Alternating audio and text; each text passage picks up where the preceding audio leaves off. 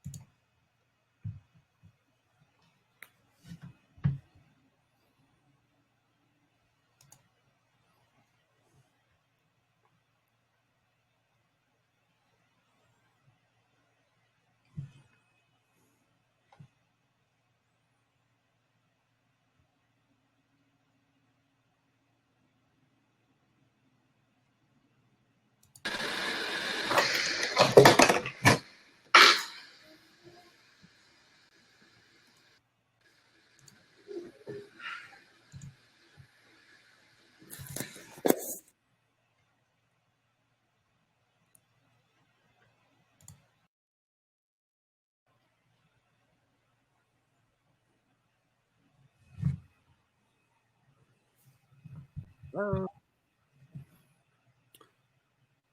Hey, Frank, we're just giving everybody time to check their mic, say hi, and we'll start the webinar in just a few minutes. So thanks for checking the mic. That's okay. I'm trying to see where I see everybody here. I'll turn it on just a second. Oh, never mind. I thought it was on my end. Hey, Frank and Ryan. Howdy. Hey, Macker. How you doing? I don't think I'm so Macker, am I? No, I'm just joking. You did it right this week. All right. Well, welcome everybody to episode 2 of the Webinar Wednesday. Here for I say Webinar Wednesday. I don't want to take their title. It's a directory webinar. If you guys, we talked about this last time. If you guys want to turn on your video, you can do that. I encourage everybody to do that so we can see who we're talking to for this week. So. Shave. And I shaved. Did you shave, Frank? I was going to. I woke up at 6. Next thing I knew, it was 10 o'clock before I got out of bed. That never happens. Usually because the dog won't let me lay there. But all right. So just a reminder for everybody, we are recording this. It will be made available later. So if you need to pop out for any reason, it will be recorded. We'll publish it on the Directory Videos YouTube channel. My Directory Toolkit website is also, I think I actually got it live streaming to the Directory Toolkit group as well. So it'll also be on Facebook Live, be everywhere for you to be able to get it later. And I do have a presentation for today on enhancing your value proposition for your business with engaging forums. So we'll get into that in a little bit. We'll just open it up for discussion, and I'll start the actual formal presentation piece after a little bit and kind of go into that for everybody. And then we'll probably I'll break off that discussion of my presentation. We'll answer any questions and have a discussion on that as well. And then at the end of the time today, I'm actually going to give a presentation on one of the feedback form services that I do have available on Directory Toolkit now, and give you a live demo of that and just kind of show you what additional enhancing forms can do for your site. And I'll have a demo and a special offer if you guys actually fill out the feedback form for me after today's webinar. So that's what's upcoming. So anybody, Frank, how are you doing today? Oh, I guess I'm okay. I guess you're okay. I don't know yet. You're on the webinar. You're going to participate. It's going to be awesome. Ryan, I'm getting an unable to start video media warning on my end. I can't get it to open up. Is that on my end?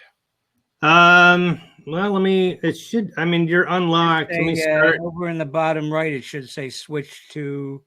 Yeah, you should be able to switch it. I think I clicked yours, or maybe I just turned it off. Sorry. Just have used microphone. See you flashing now. Yeah, I click on the camera if it's got the line through it, and then I get the media warning, unable to start video. And I get used microphone. So I don't know. Let's see. Can you switch your sometimes it doesn't like certain feeds or something? Do you have multiple cameras or some sort of? No, just the one camera on here. That's all right. I mean, it's no big deal on my end. But It's our loss, Mark. It's our loss. you don't want to look at me today anyway. We'll live. No, I do know what you're talking about. I need to ask him on that because I just had to switch my camera source and it worked fine.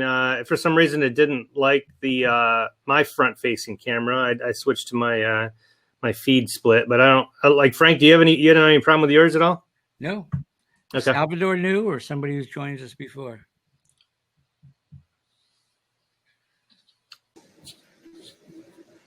Are you seeing Salvador? I am. Well, no, I'm not seeing him. It looks like he's trying to talk to him. Yeah, I can see you, Frank, and I can see Ryan as well, but I cannot see anyone else. I cannot see Mark. So. Yeah, no, Mark's having trouble. All right, we'll work that out. I'm not, and we can't see you, so. Okay. Yeah. No, I have camera turned off. Oh. I'm not even very good shape right now, so. That's not playing by our minimal rules. Yeah, we don't have a lot of them, but we like to engage with who we're talking to. Oh, okay. Let me just make some arrangements here. Look how I look today, so believe me. Frank put on his Superman hat for you. I look like I've been in a rehab, man. Well, I'm in my little kiddo's bedroom, so guess how it looks like. We're not judgmental here. Well, that should be a good backdrop then, or a good. So you probably have a superhero backdrop in yours. At least it would be in my. Well, not yet, my friend, because he's barely 10 days old. So. Oh, 10 days! So, congratulations. What are you doing in a webinar? No, I'm just joking. Working. Ryan, when you're done, find 5 minutes for me because I want to either. I got to talk to you about my that script I'm trying to have made. Okay. I may give up on that, and I'm going to talk about options. Okay. Hello. Lisa's in the house. We got another video. I was wondering if the technology was working today. So welcome, Lisa. Hey guys, thank you for doing this. Yeah, no problem. How's the Epic Tribe going? It's gone pretty well. Trying to make a lot of changes to it of recent. We weren't really utilizing it a lot before, and now we are kind of doing a different model. So we're gonna kind of ramp up what we're doing. So trying to make a lot of changes. And I scheduled a time with you for tomorrow. I'm sorry. I'm sorry, Frank. What was that? Which Lisa are you? Lisa Byrne. Okay. Yeah. That's what I thought. Thank you. So were you able to make? I forget what change we were talking about doing. Did you? I posted something. I don't remember. Did you get it working? I don't even remember what it was. Remember? Are you talking to me? Yeah, Lisa, I was talking about your site there. No, I wrote back to you just a few minutes ago because I was on another call. But the problem is, I think that there's no place for me to select a category when I add an audio file. So like somehow that category doesn't show up in like when the member is actually adding it because I just added those. So I talked to Jason during the webinar that they did, and he was like, oh, post it on Facebook and then we'll look into it and maybe somebody else will have an answer. So I think he's going to tell me how to add it to that section. Okay. Well, are you saying, so you put categories in on the back end and they're just not showing up when you go to post the soundbite? Correct. And that all just happened yesterday. And he was like, oh, he went in the webinar and he was like, oh, wait, that's not in there. He's like, okay, that's going to have to be added. It's going to take too long to do this right now. Post it on there. So I don't know if that's something that support has to do, or he was just going to tell me where in the code to do it. Okay. Well, we'll just do a live. I don't have access to your site there, so I'll just do my demo on mine here. Isn't that just a post type? New category? Yeah, I mean it should be there, and that's why I'm trying to figure. I'll just go. I'm curious to see what it looks like. So it should be in your form manager, right? It should be for the, unless you deleted something, there should be a category option. But you have to select the category to display. Right. So it's just in your feature SoundCloud. And if you go in there, there should be a category right here, the post category select controller. So that's the form element that grabs that widget, and that's just a dynamic widget that's built into BD, and that does the pull down. And so when you go into a member's category to post that, that should be a category pull down selection. I'm just going to go see if for some reason that it's just a general problem or something where it's not loading. Maybe that widget just wasn't in there because originally I didn't have categories. So maybe I just have to add the widget. It wouldn't matter. It would downgrade to whatever. Like we didn't have categories. It would normally show category 1, 2, and 3. That's usually the default in there. So here's what it looks like right here. It should be title and then category. And then you notice I didn't add categories for my SoundCloud either because I'm not using it right now on my directory toolkit site. But it just defaults to 1, 2, 3. It's always 1, 2, 3. So sometimes, unless some people get crazy and start deleting stuff, or like I don't have categories, I'm just going to delete that on the form. Well, you probably should have just deleted these in the back end and not deleted that form if that's what happened. But because what you have to do is just go to the edit post settings. And I think you know where this is at. I'm just going to show this for anybody that is new or watching this video. All you have to do is go to the SoundCloud and edit that particular post type, and it's going to be on the general settings tab, and it's going to be right here, post categories. So if you don't have any categories, you could just get rid of that, and that won't show any categories. I'd always recommend anytime you add a new post type, this is kind of one of those setup things that you'd always want to do. And if you don't know what categories you want, always make a general category that everybody can post it in and not be wrong after the fact. Like, so when I say wrong, I just meant something that they're going to want to delete or you're going to cause issues by deleting later. So it always say category 1, 2, or 3. And I just, if you don't know what the categories are, I just always go in there and just make the post categories general. And in fact, I'm going to save that for mine right now, just so I can do that for later. But just leave it as general, and then it's going to default to that first category. If they don't pick one, it's just going to put in the general category, which is fine because then you can go recategorize them later. But they're all in there. So, yeah, I have that in mine, and I sent the screenshot of that. But where you were before, where the member adds it, I do not have that category pull down. It just doesn't show up on my site. Okay, so the other thing that's probably wrong then potentially is inside of the edit post settings, you have your detail page design. Oh wait, no, you say it's in the back end in the actual form. You're not seeing it. Does it have to be set to publish? No, you're saying when they're in their dashboard, it just doesn't show right there. Correct. It just shows title, and then it goes. The next thing is SoundCloud link. Okay, so in the settings of the form, if it's not showing up in there, for again newbies here that aren't aware of how the forms work, there's basically 5 settings for every form field set that will change what it shows up for and when. So I'm going to go back into that feature SoundCloud here, and I'm going to show you what those 5 forms are. I'm going to go back down to this widget category selector. So for the you have to click the field settings button, and there's these 5 display options. So this show and display view, that is a no, meaning you're not going to see that on the front end of the categories because there's already code embedded in a specific spot in the profile view that you don't need to then display it in kind of the laundry list of fields in there. It's already in the code. So that's always set to no for these custom HTML widgets. And then show in input view, this is yes. And this is the back end dashboard view that shows whether that is shown or not. So I'm gonna put this to no, and I'm gonna save it in a second, and I'm gonna refresh and show you what it looks like. It's gonna disappear. So I'm betting this is show an input view on that thing that says no. You need to change that to yes. So go ahead and check that and let me know if that's the issue, because that's what that does. This third one is show an email view. This is when you do lead management and you get an email with the with the full detail view of all the lead details.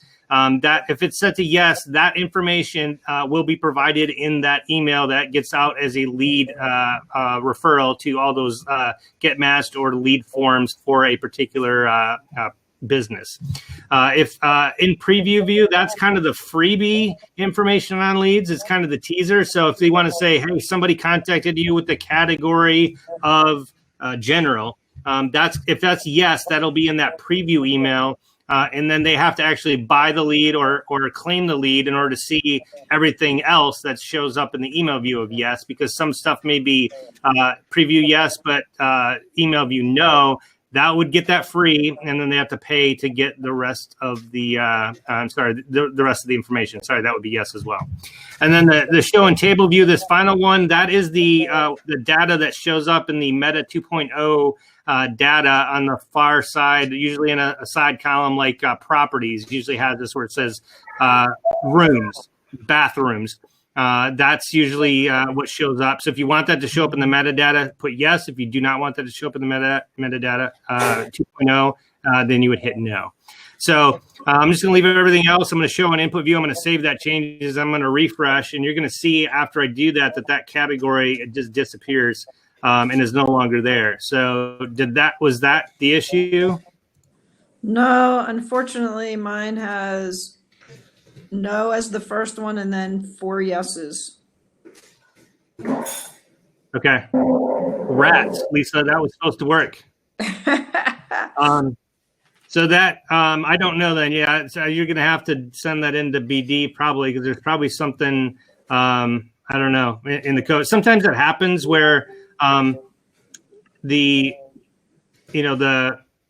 actual information is not set up correctly in the admin, and they got to go in there and turn some stuff on. I've had that before, where the add-on features, right, we're not added in there, and so sometimes that happens. I don't think there's anything. If that setting's correct and it's in the back end, there's something that they're probably going to have to do.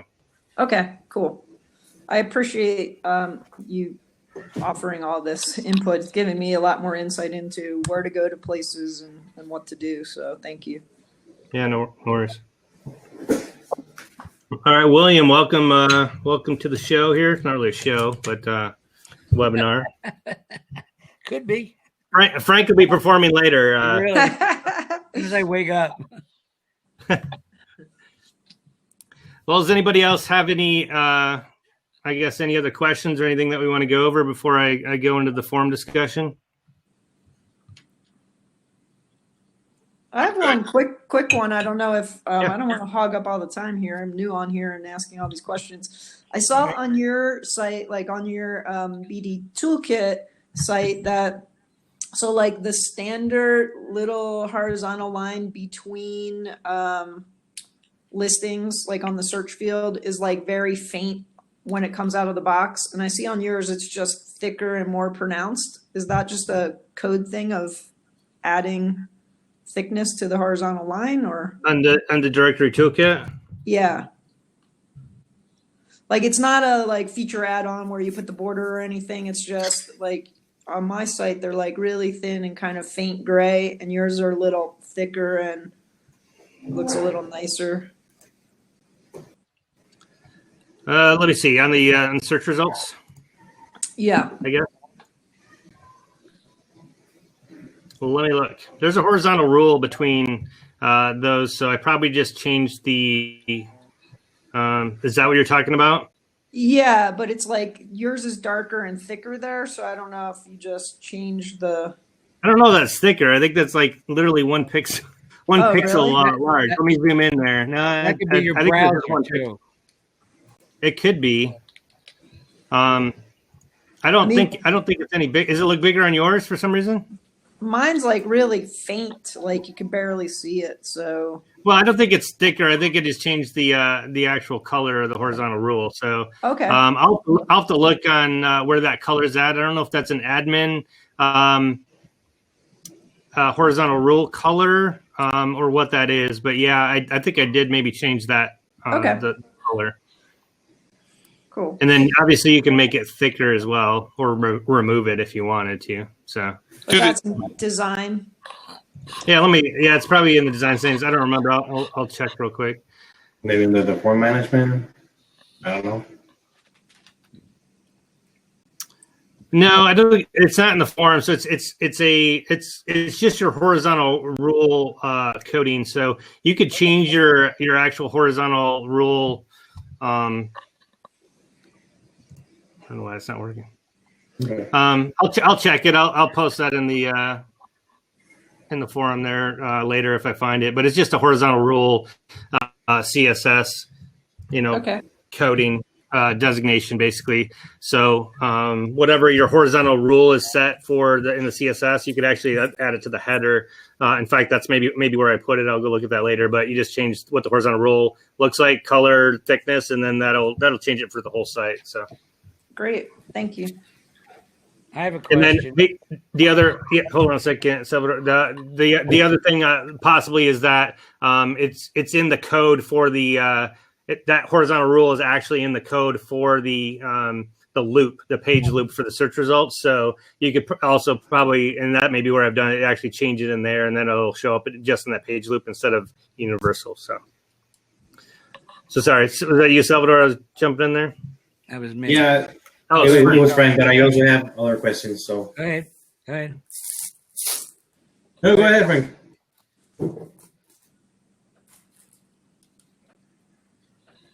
All right, Frankie wants you to go first. Go.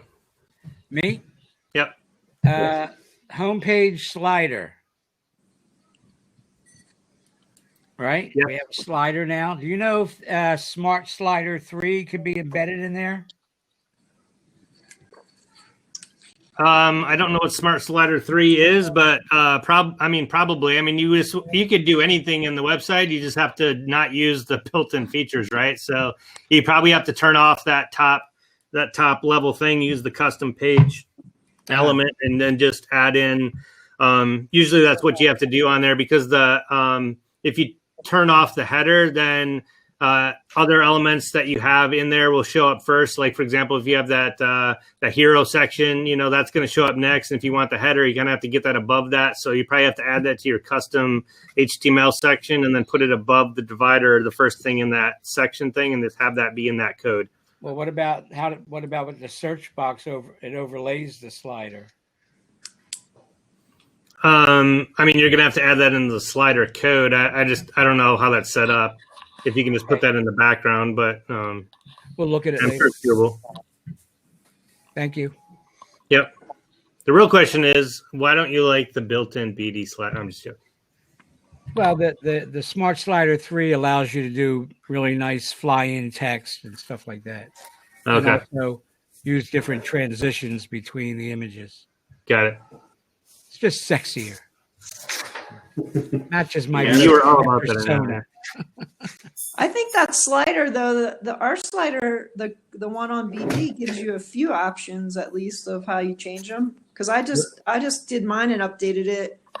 He wants it to be a feature film kind of slide in animation. Right. a whole like Scorsese project here. There you go. On? Exactly. Okay. So before I jump in, guys, what is your sites? I mean, I know yours, Ryan, but what's your site, Frank, and what's your site? We don't give that out. No, it's okay. We can put it in the chat. Where's the chat button on this thing? Okay, I mean just to look around. I'm going to copy you any ideas. Isn't there a chat here, Ryan? It's on the bottom left. You got to click on the bubble icon. Oh, I got it. This site isn't finished. Ryan is helping me build this out, but you can get. So Lisa threw hers in there as well. Feel for Thank what you. we're doing. Can you throw yours in for us? Yes, of course. Thank you. And if you can go by and just check it out, I pretty much posted it on the website, on the Facebook page. Okay. What is your niche? And I'm sorry? Your niche? Your specialty for your site? What's it about? It's about all of the businesses within the border here. Local businesses. Yeah, well, local businesses, you can say it because we're looking forward to cover all the Mexico and U.S. border of the businesses. Oh, yours is the one about crossover something or other? Yeah, the cross border. Yeah, I looked at that already. Yeah. Yeah. You were the one. Right. Thank you I for didn't that. make any comments, And but well- I looked at it. Yeah, thank you. I'll go ahead and check out your site. So Ryan, I have Hey, three Mark. questions for you. 3 questions. Mark. Sir. One at a time. Yeah. And I can't talk Yeah. three times. Looks good. Okay. CSS. What is CSS, and is there any type of guideline to go through? Like this CSS does this or something like that? Because pretty much that's fairly new for me. So CSS stands for Cascading Style Sheets, and it is. And I'm just going to share my screen. Google's really good about finding the top thing for a particular item, and this one's no exception. Just type in CSS into Google, you're going to get this one. If you want to learn how to do it, this is always a great free resource. This is the one I recommend. It's just w3schools.com. It's a CSS tutorial. And there's a lot of, you can search stuff in here, but this kind of goes line by line on the syntax, colors, backgrounds, borders, how to do it. And the implementation, you got to find the right spot in BD to do it.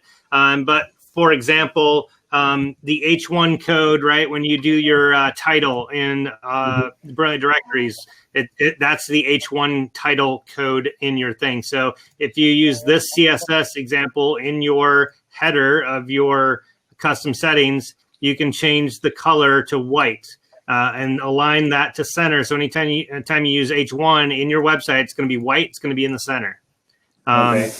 So you can, depending on what other stuff you do, you can add a background there. So the H1 has a blue background, or a different font, or a different font size for H1. You could make your H1 really small and not have it stand out at all. I wouldn't recommend doing that, but you could.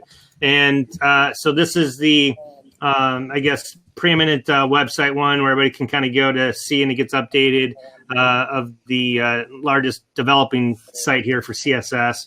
I'm sure there's more teaching schools on how to do that. This is kind of more of the hunt and peck, just kind of look around, see what you can find out, and then you can figure out how to implement that. So basically, any of these codes, it could be a class designator too. I can just go into the code here real quick from my site.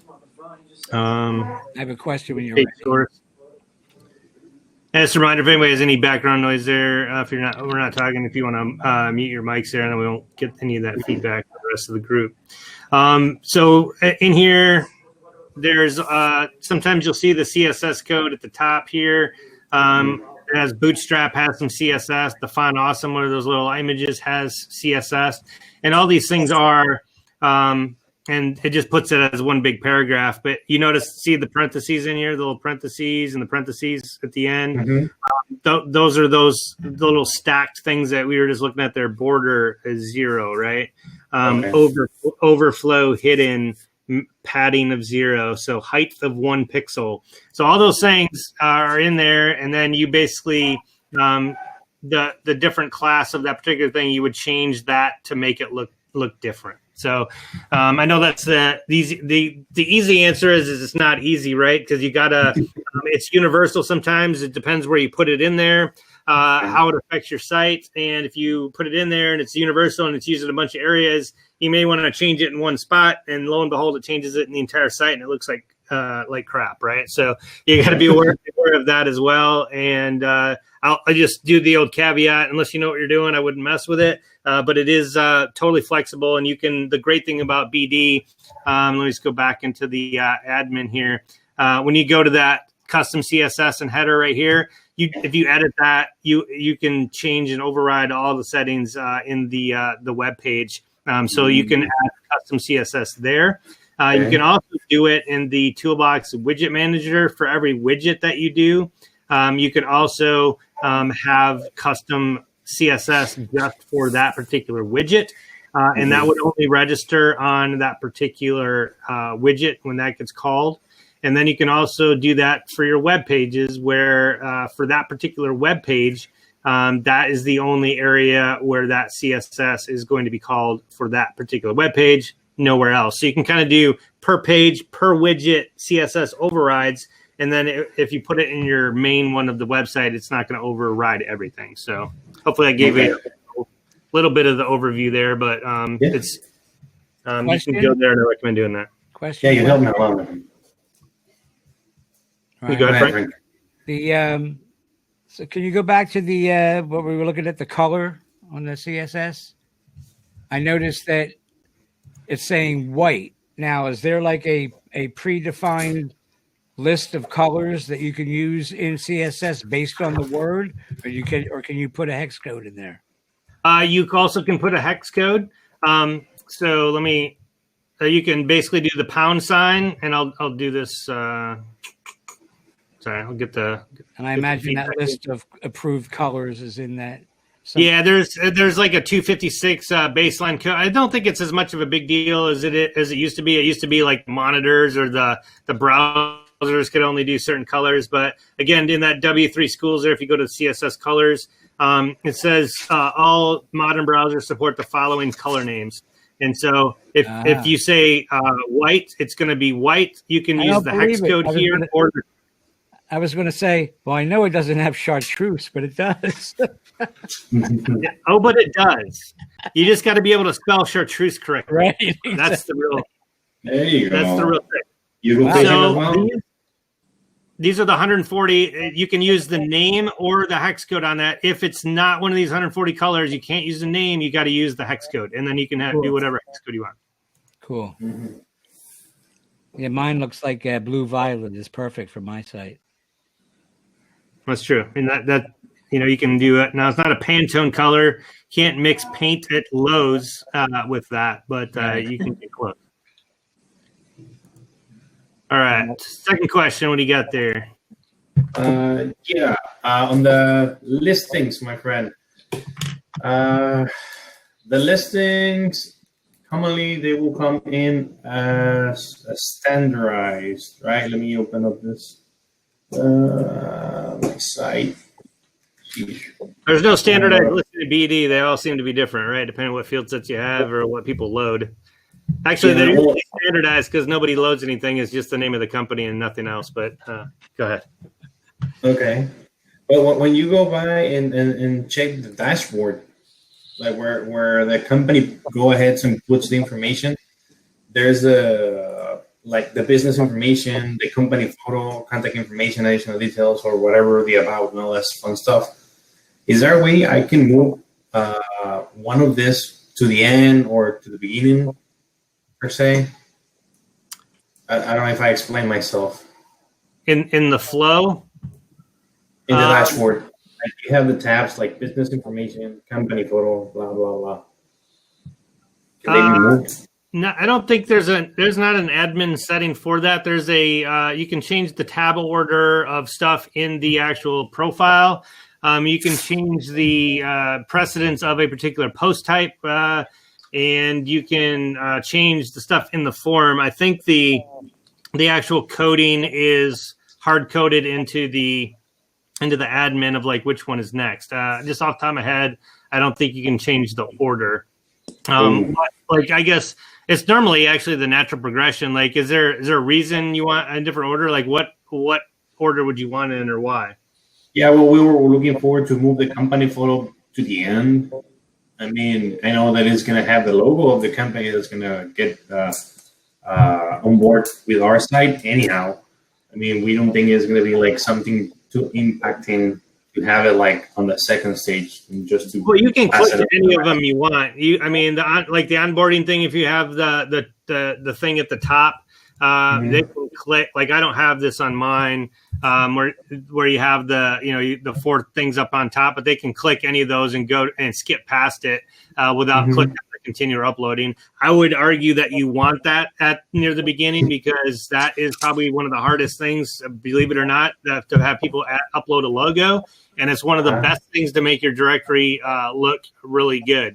Because otherwise it just has a bunch of empty listings and does look terrible or makes you have to upload the logo for them. So I would recommend leaving it there because to me that's important. And a lot of people, believe it or not, do not fill it out. And so that's one of the things I think you want to emphasize anyway. But I think you could go in there and probably change the link at the bottom for the submit on how to do that. Let me just go into the forms here real quick. I'll the save and continue. Yeah, the save. Can you change? I think you could probably change the save and continue. What that's linking to. So let me. Okay, to go to the next. So, for example, I think it's in the form manager. Okay. So the listing, the contact details member, for example, that's your contact details. So there's a save field at the end, and I don't know if you get to pick where that goes. See, it's kind of set up in the actions there. Of what it is, probably just in the code there, because it just has the submit button, and that's already in the actions of what to do based on that particular page. It's just kind of built in. I was thinking maybe you could change the where it goes for the save, but it just goes to the next form. So there may be a way to do it. I'm sure you could with some getting in there and changing it. I'm just saying I wouldn't recommend doing it. Yeah, totally. Logos. It's some much standard, right? So just like people have done this before, where they're like, I don't want 4 tabs, I want to do it in one big form, and then it's a lot of costs and development costs and moving everything into one form, and then it's literally just 3 pages long of details, and they remember they have to fill it all out and hit the save button. It's not like progressive saving where it auto saves. If they fill in 3/4 of that and don't hit save at the bottom, you just lost all their time and all their data because they didn't have it saved. And so that's another reason it's broken up into 4 parts. They do a little piece, they hit save, they get fatigued. I'll come back tomorrow. They do the logo tomorrow. And then they never fill out the contact details of the About Us, right? But if you break it up, you get a majority or a larger proportion of people doing, filling in some of their data than you would otherwise. So, yeah, I'm looking forward to do that, and I'm pretty much still navigating through the whole page. I still have 2 months, and I'm still learning a lot from what the brand directories offers. I barely found out that we can add also the jobs, like job posting for each one of the companies, for each one of the persons that can log in. That's amazing. So, yep. You can be Angie's List, Yelp, Indeed, and Google all in one business and take over all of them. So, yeah. So, but again, I always reiterate this, and BD says that too. You don't want to do that, right? I mean, unless you have a lot of traffic, you need to focus, niche down is what we always say. Niche down to something you can focus on, get that successful, and then add that stuff on there because it gives you something to launch into, a new feature, and something you can focus all your marketing on at that particular time. And that's what we would always recommend. So.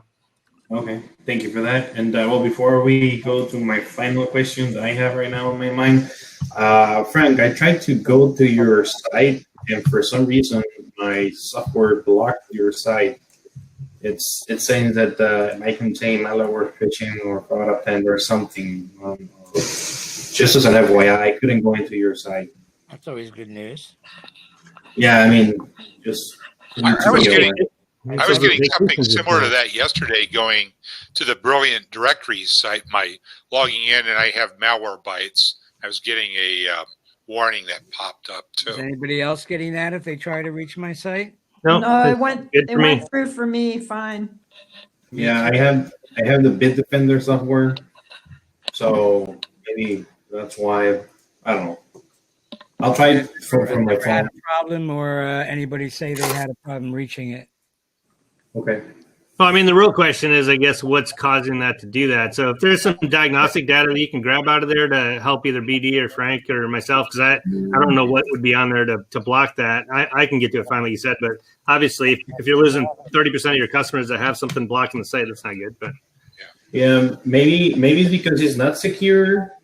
You don't have the SSL up and running? No, it's secure. Yeah, I have SSL. VinelandJ.com, right? Vineland NJ.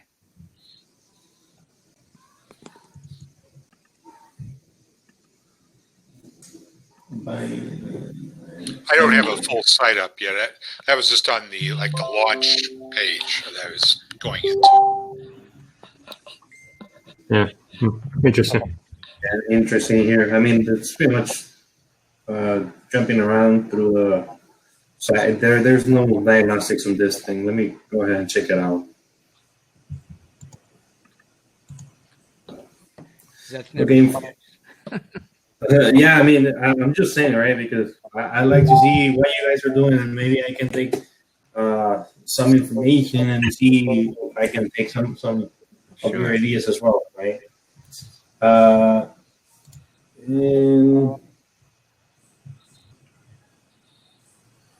Okay, I forgot the last one. Forgot the last question? All right. Yeah.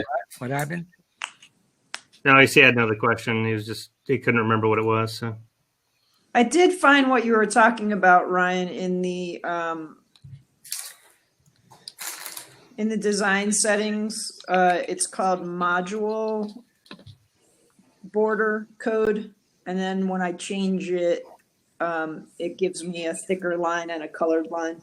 So, thank you. Oh, okay, yeah. And now that I remember that, I guess maybe that's in the horizontal rules in a module. I don't remember what it is, but yeah. Okay, great. All right. Well, I'm going to go ahead and I'll get going with the presentation today. Everybody see the presentation fine on the screen? Just give me a shout out. Yes. Okay. Yep. So the topic I want to talk about today is enhancing your value proposition with engaging forums. And what I mean by value proposition is just the problem you're solving for your directory clients, whatever you're providing to them. And what forums can enable you to do is grab that information or feedback or a survey or something from your customer to kind of see how you're doing, what they need, and how you can solve their problems with your directory. And so I want to start with just a quick cartoon to answer the question of why forums. Like, why do you want to have a forum on your directory or use that for your business? And so a lot of times people think things are important when they're not. Sometimes when they're thinking about marketing their directory, they think they have some, that they're an agency and they do some other services and they decide to do a directory. And so they have this ingenious advertising campaign that's really going to, wow the customer. Some other people, have experience with search engines. And so they think that they're going to, trend on a keyword or something and focus on that. And the directory is going to be their godsend for getting them at the top of Google, which can be the case, but most often is not. Sometimes people think they do social media really good. They do Twitter or Instagram or Facebook, and they tweet something on their, about dancing cats on the cartoon here, and that's going to get them all the visitors, and they're going to start making money. Other people, think they know people in the industry, and they have a lot of people on their list because they know a lot of people. And so just by somebody going to their site and telling everybody about it, they're going to start making money. And then other people obviously think they can just pay their way into it and end up learning that they can spend a lot of money and not get any conversions. And then other people are all about promotion or doing, some fancy look on their website or some new logo or new presentation, and then that's going to make the sale. And so the punchline of the cartoon, if you're listening to this, is that it's not the consumers at the end saying to the question of what marketing touch point drove the sale. The consumer is saying, I don't know, they were out of what I wanted. Right. And so he just bought you because you were the next convenient alternative to what he actually wanted. So sometimes it's not the agency, the search engine, the social media, the influencer, your mobile advertising, or the fancy promotion. Sometimes they just buy it because they want it, right?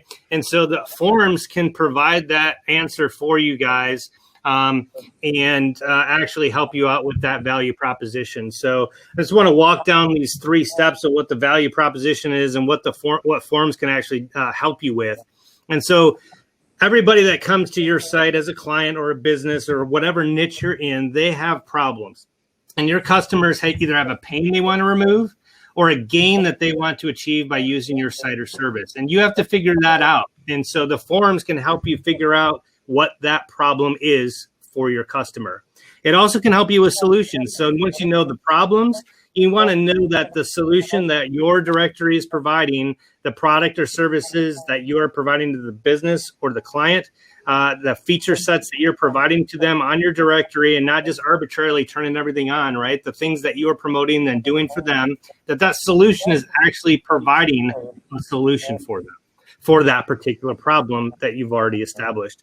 And the last thing it can do is it can provide the benefits to know that your customers are actually receiving the solution to the problem that you thought they were actually getting.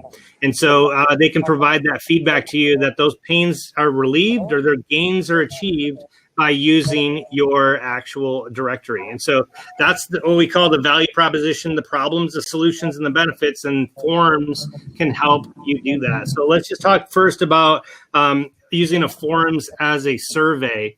The benefits of surveying customers are sixfold. There's probably more than this, but here's just several of them. It can help you do market research, right? It can help you discover if there's demand for your actual product. Is the problem you're trying to solve even there? Sometimes people come up with a product or a service or a directory niche, and it may actually be solving something, it's providing some information, but there may not be a demand there enough for the information to make it a business. And so if you're just doing it for fun because you enjoy it, that's one thing. But if it's a small audience and there's not a demand for an actual product or to pay to solve that problem, then that market research will tell you that's not a good business to get into. And those surveys can help you do that. The second thing it can do is can provide product market fit. So even if there is a big market for that, doesn't necessarily mean that they want the solution that you're providing. So just because the problem's there, just like on the previous screen we showed you, those surveys can give you a confirmation, a pivot, or a vector check, basically, to see whether you need to move on to a different product set or different features that turn on in your directory, or maybe even the whole way of what you're doing for your particular niche, that what you're providing on the directory just isn't scratching that itch. So it provides that product market fit for your directory.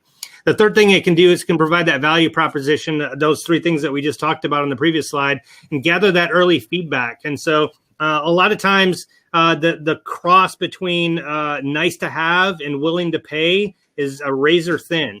And so you kind of need to know that it's something that people have of value, that there's a big audience, that they actually want that information. But the third part of that is that they're actually going to pay for that information or pay for that service. And that is where you need to concentrate as a business to make sure that that is something that you're going to be able to achieve.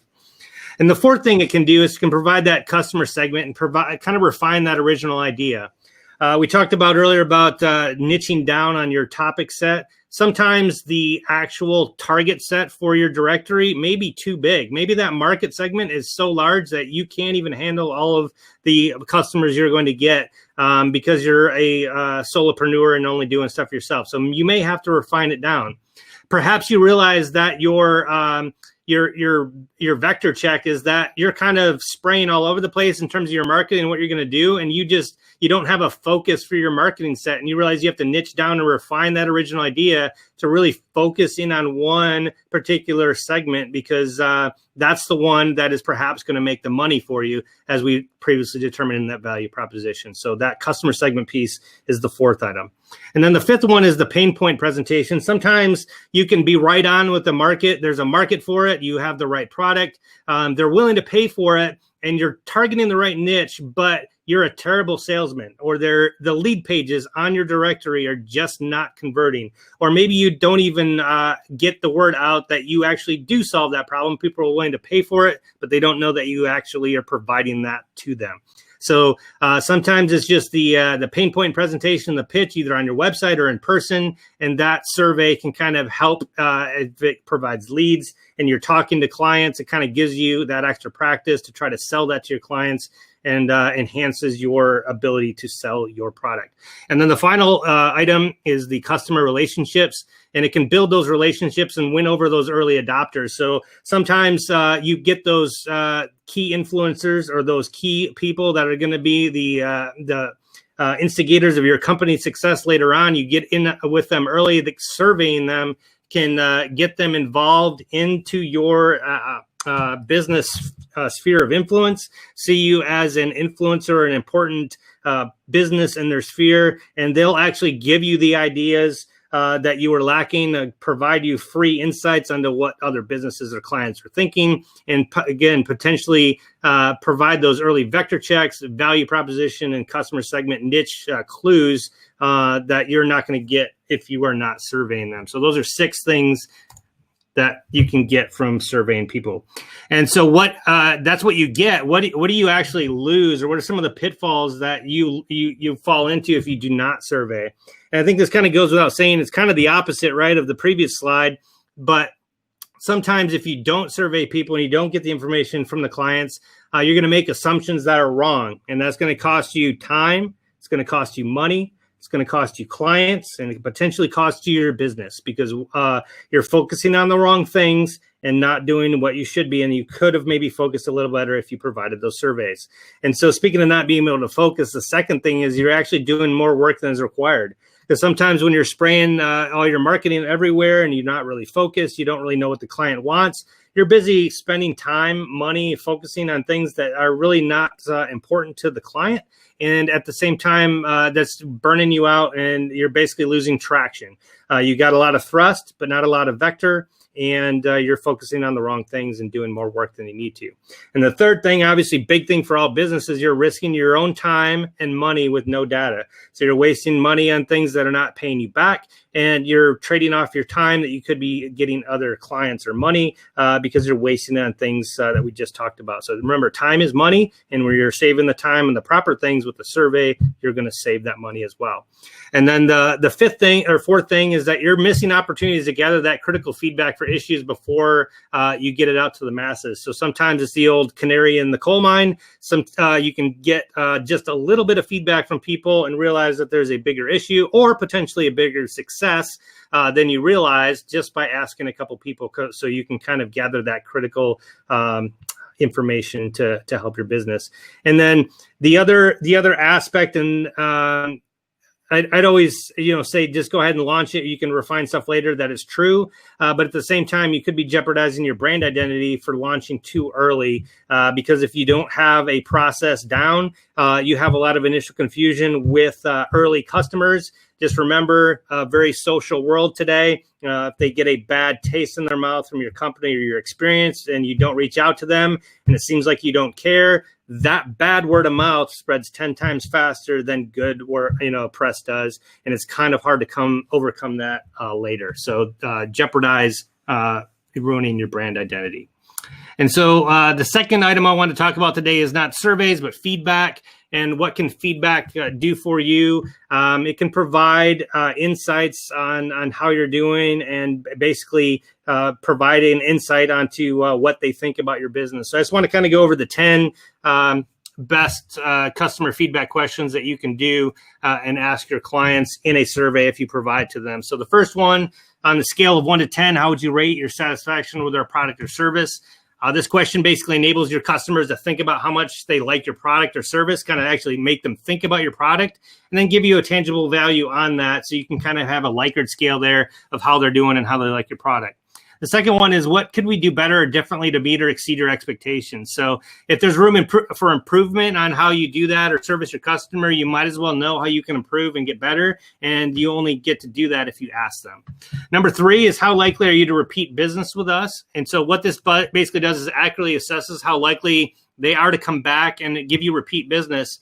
And then you can kind of realize how sustainable your business is, because if a lot of them are saying they didn't have a problem, but they're not going to come back, then that's going to burn you out because you have to get new customers every single month or every single year, depending on when your directory turnover is. And it's called churn rate. And you don't want a big churn rate. You want to have those same customers coming back month after month or continue their subscription.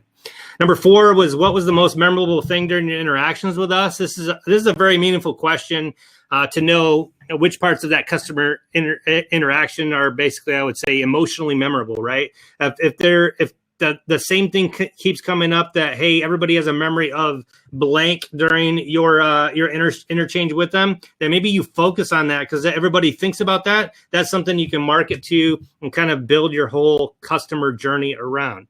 Number 5 is, how have you done your business with similar businesses, and what did you like or dislike about them? So what that allows you to do is reveal how you are performing against your topmost competitors. And then if they're doing something that you're not and other people like that, then odds are you probably should be doing that as well. Number 6, if this was your business, what would you do differently? And so the cool thing about this question is it kind of actually puts them in your shoes and gives them a sense of ownership on your company, like you're going to actually listen to them and make the change that they want. So they're going to be very open and honest to you and tell you what especially if they value your business or your service in the past, they're going to tell you if that was theirs, what they choose. And now they may not do it. I know I do this often myself because everybody thinks they have all the answers. Sometimes it's correct, sometimes it's not. But they, listen to the customers if they're paying you, and if they want to do the change something, you don't think something's working, make sure you try to listen to them if at all possible. Number 7, why did you choose to transact with us? Like, are you satisfied with your decision that you did that? And then this may help you with your sense of purpose. Like if they tell you why they're going with you, and it kind of gives you some feedback and satisfaction to know that you're doing a good job, and then you can kind of maybe that can actually feed your decisions on where to go with your business and make you know why you are continuing to service your clients. Number 8 is how likely is it that you would recommend our product or service to a friend, and why? And so this basically leverages your current client base. It's the easiest way to build depth, I guess, and breadth of customer support. So, because if they're not willing to share your company with everybody else, you want to ask them why. And then the follow-on question to that is, if they are willing to recommend you to a friend, then ask them to do it. Follow up with that and say, well, if you're willing to do that, I'd appreciate you actually telling some of your friends on that. And of course, you can actually give them something in return for that to try to entice that. And we're going to get into that a little bit later. Number 9 is how would you describe your overall customer experience with us? And that I talked about the user journey a little bit earlier. That's something you can do to kind of improve that user journey. Because if they had a snag or something went wrong, that may deter somebody else from purchasing. Maybe it didn't for them, but maybe somebody else gives some bad words or doesn't follow through with the purchase or subscribing to your directory because of that. And if you can get some insight into that, you can probably smooth the customer journey and then get a few more clients and a little bit more profit for your directory. And the final one is number 10. Is there anything else that you'd like to tell us to help us serve you better? And so I always try to include this question, if you can, as the last question on those surveys while you're collecting that feedback, because it basically ensures you haven't missed out on anything. And you can capture any of those random or ad hoc thoughts that your customers have about your business. Because usually as they're going through the questions in the survey, they're thinking about something. And if you don't ask them and give them a kind of a softball lob, empty question at the end for them to put it, you're never going to get that feedback. And they always have something in their mind. If you give them an opportunity to do that, they most likely will. So the last couple of things I just want to talk about here is that you got to ask for the feedback, right? This is one I got the other day from Sunrise app. It's basically a finance application online. And it just simply says, give us your feedback. We want to improve.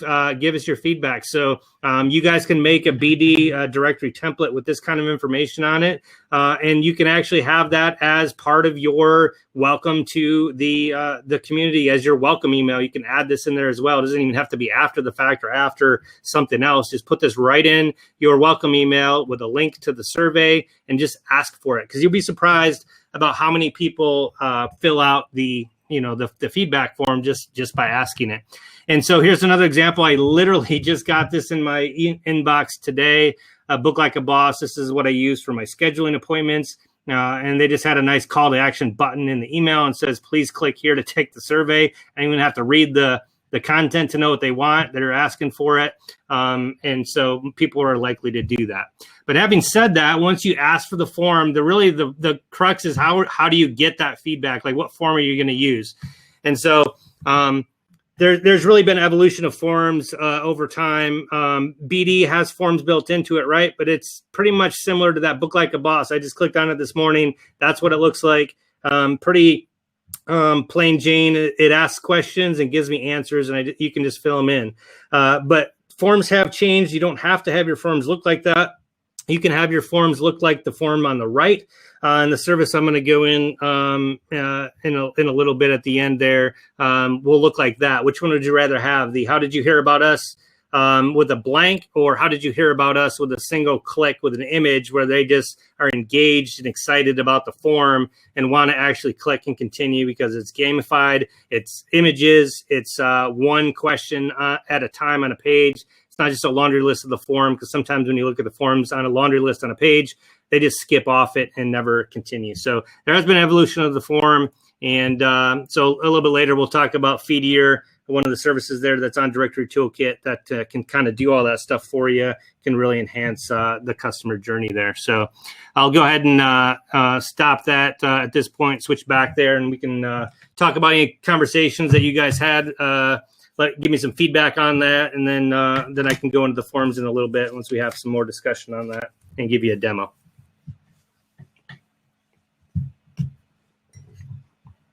Can you guys hear me? Yeah, it's great. A lot of good information in that. Thank you, Ryan. I don't currently use those to get feedback. Like I said, we haven't really focused on this because we have physical magazines in different locations, and this was kind of just a way to get the local businesses in each of those areas connected.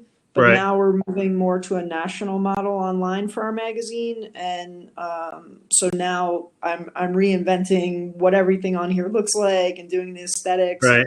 Well, I mean, I'll be honest and tell you, Lisa, that for when you have printed material like that, if you have an ad for linking to a forum that's always consistently there, that's really the gift that would keep on giving, right? If you're asking for feedback every time somebody sees that ad or that link on there, they're going to go potentially fill that in as well. So that's offline sometimes is even a better way to, you don't actually put the feedback in there. It kind of links you to that, the actual form.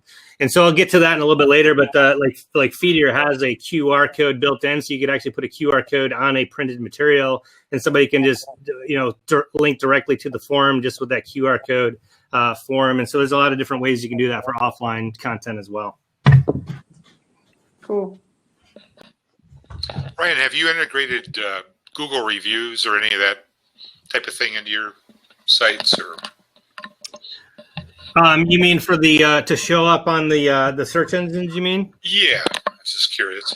Yeah, so maybe I'll do that next week. Okay. I'm also going to be I have a testimonial feedback service that I'll also start providing. I'll just share the screen real quick with you guys. I won't show that, but I'm going to show you what it can do, and it basically comes down to that how you format the or what that provides to Google into the context of your actual site, and actually pulls those reviews into the Google Forms. So I'm just going to use my site just to kind of pull up. If you guys have never done this in Google, just type in site and then a semicolon and then your actual site, and it'll kind of give you all the Google links that link to your website. Obviously, you don't have to find one that comes up in the first search. So you notice on my join page, because I have my feedback stuff integrated into the website, Google is picking up my site ranking, and those 14 5-star votes that are on my directory are showing up in Google. Mm-hmm. Is that what you're talking about? Yeah. I'm just wondering, as far as on your own site, can people do a Google review, or can they link to it from your site, or is it integrated? Yeah, so it's integrated. I'll just show you if you guys want to. So here's my asking for the feedback, right? If you guys have one for me, I'd gladly take it. If you guys type in feedback.directorytoolkit.com, this is the service that I'm talking about. So you guys can create a testimonial right here on feedback.directorytoolkit.com. And it'll automatically give you a live preview of what it would look like, and then you can upload it to the website. And so what this allows you to do afterwards, it will allow you to post that review to, I think it's Facebook or Google. I don't remember what I have connected. You can set different follow-on connection reviews so they can actually do it on Google. The interesting thing about this service too is that it it allows you to control the feedback. So if you get a bad one, you don't have to publish it, right? Which is always good for Google, and only putting the good ones on there. I mean, you're not making them up. You can't put your own reviews on here. It has to be tied to an actual Facebook, Twitter, LinkedIn, or Google account, because it actually pulls the data from there and basically verifies it with that. And so that they're verified reviews, but it also allows them, if it's a high enough review, that it asks them to go ahead and add a review to Google or Facebook or Yelp for you. And you're only going to ask the people that rate you high. So if they rate you a 2 out of 5, you get that feedback from them so you can adjust fires, right? But you're not going to provide them the link to post to Google because they're not happy. The system's smart enough to know that it's only going to put that for the people that want to give you a good review.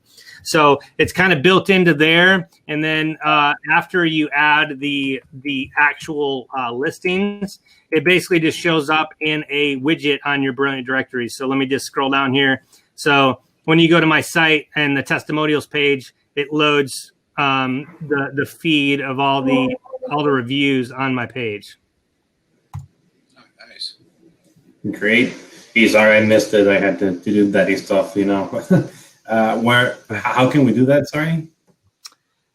So that's a feedback service that you can subscribe to. It's a paid service, but it's something you can add. Works into the BD directory, and I'm going to add that this week to the website where you guys can get a cheaper than actual price for that software and get it for yours as well, and integrate to the directory. And I'll do all the install and stuff as well. And I can highlight that next week and do a demo for that if you guys are interested in doing that. Definitely. So I'll just make that next week's topic. Thank you. Yep.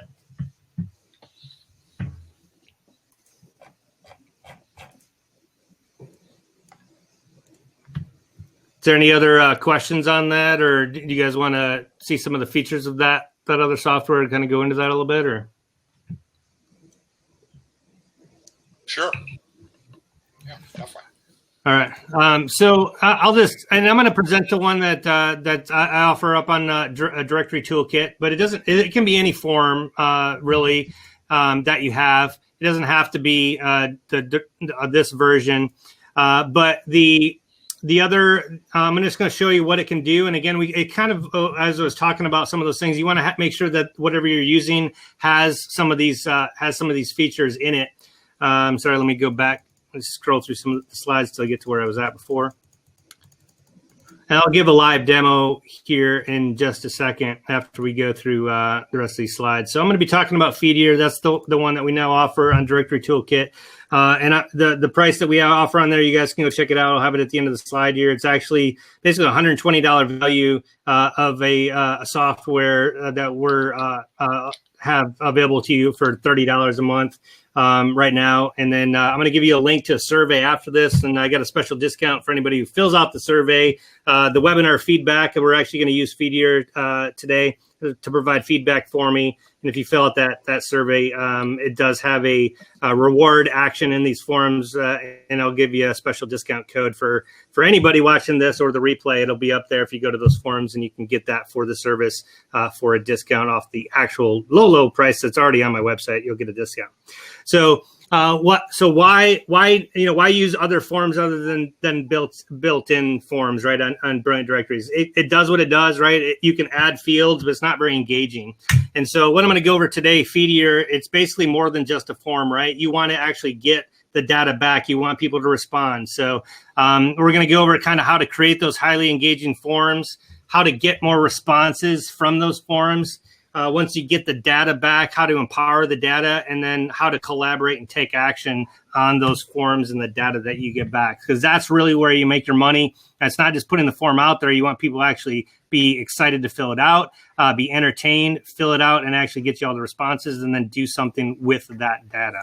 So if you guys want to go to the forum, you guys can do that. I'm going to throw up the forum a link here real quick where you guys can go ahead and do that after the fact.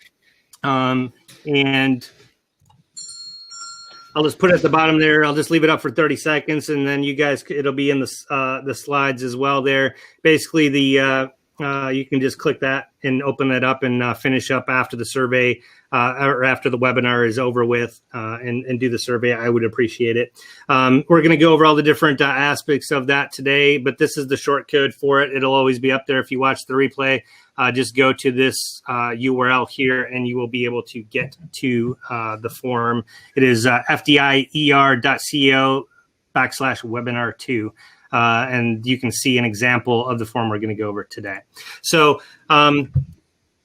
basically, we talked about, it's more than just a form. You want to create those highly engaging forms, and why does this particular form software do that?